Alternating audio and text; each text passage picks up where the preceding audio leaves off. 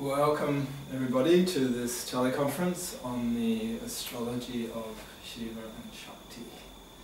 And the subtitle for this event is also about the astrology of the sacred marriage, which is a major astrological theme for 2015, which is part of the impetus for wanting to do this presentation in the first place. And I want to put it in the context that since 2011, as many of you will have either experienced or noticed in people around you, it's produced a tremendous amount of chaos in a lot of relationships, a lot of separations, a lot of need for people to break free from both internal patterning around their old style of relating, as well as from significant bonds that have kind of lost their energy, lost their passion, lost their juice essentially.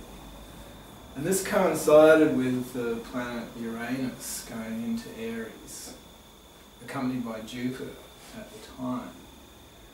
And Uranus is the energy that wants to break open a lot of our old conditioning, to liberate previously stuck energy.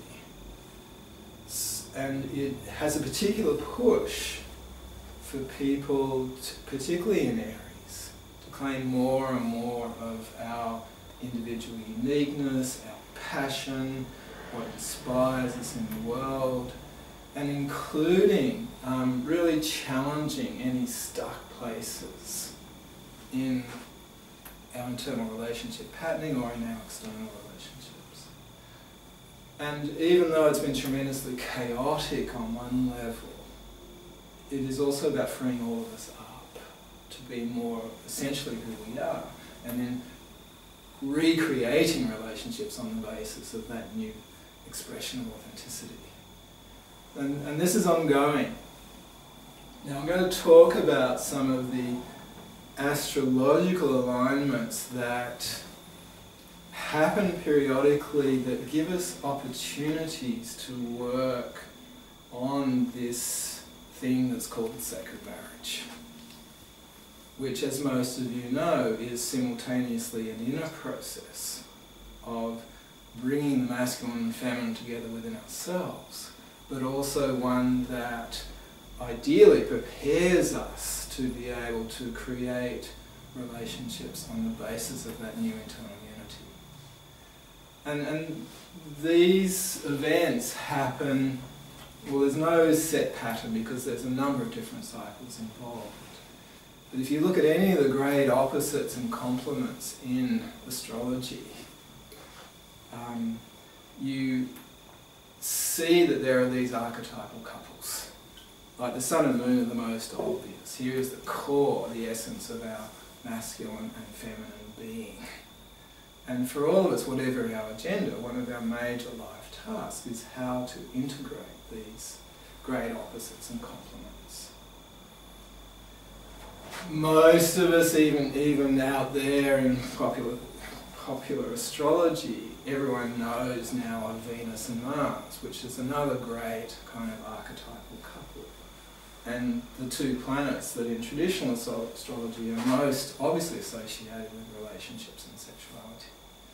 And certainly when we get Venus and Mars coming together, that generates a tremendous amount of passion and fertility and creativity and fire. And yet these events happen very, very frequently in the course of any year. You know, you've got to think of the sun-moon cycle, and Venus has a year cycle, Mars has a year and a half cycle. So there's lots of interacting between them. To get a little technical astrologically though at this point, what's generally not known is that we have a 28-year sun and moon cycle in this system that's called progressions, secondary progressions. Which means that once every 28 years we get the sun and moon coming into a new moon configuration, which basically represents a new moon year. And like the new moon on a monthly basis, it's a unification of the sun and moon, of the masculine and feminine.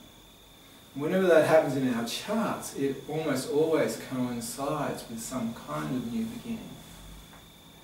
And that's partly because our masculine and feminine come into a new relationship inside ourselves, but is often paralleled by a significant relationship coming into our world, which embodies that in an external way. So that's something that you can, if you probably need to go and see a good astrologer, or if you understand progressions, you can work out when that happens. And same, there's a progressed full moon every 28 years as well, which has a similar kind of energetic where the sun and moon are reaching a culmination in their relationship.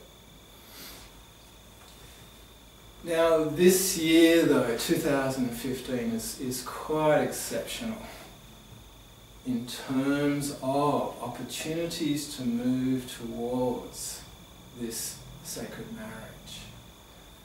And firstly, in the two recent eclipses we had at the end of March, the beginning of April, Venus and Mars came together in Aries. And simultaneously, Eros and Psyche came together also in Aries. And those 4 weeks were extraordinarily potent energetically, because we had 2 eclipses happen on these particular lineups. And Venus and Mars and Eros and Psyche simultaneously conjuncted this liberating planet of Uranus.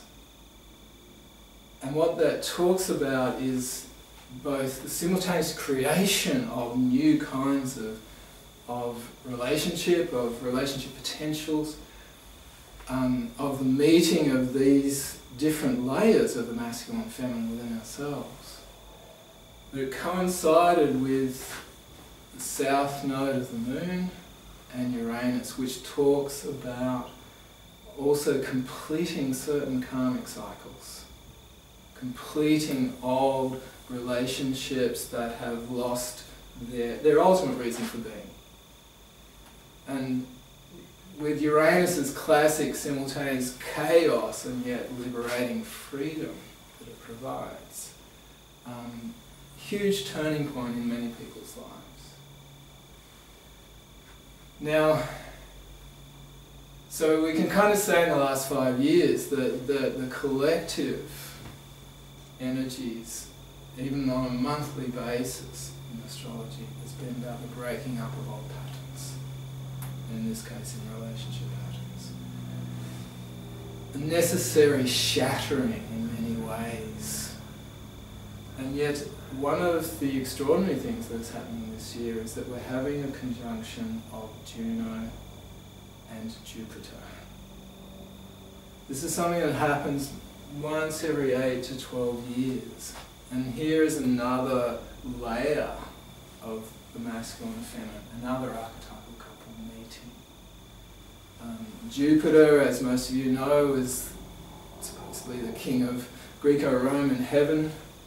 Juno is his consort, his goddess. And they have a particular type of relationship that is very fiery.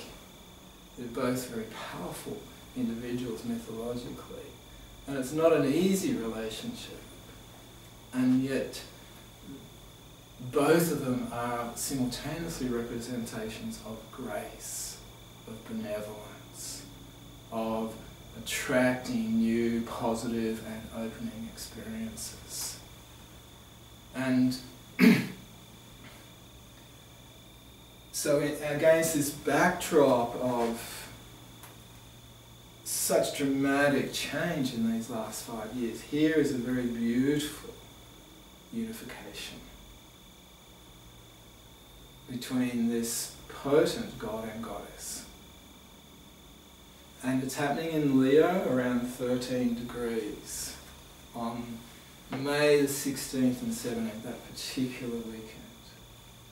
And this is cause for celebration, It's an event that's worthwhile marking in terms of ritual and ceremony, and as we'll see later, I'm actually doing a sacred marriage workshop in Melbourne, coinciding to celebrate, to use the energies of it. Now,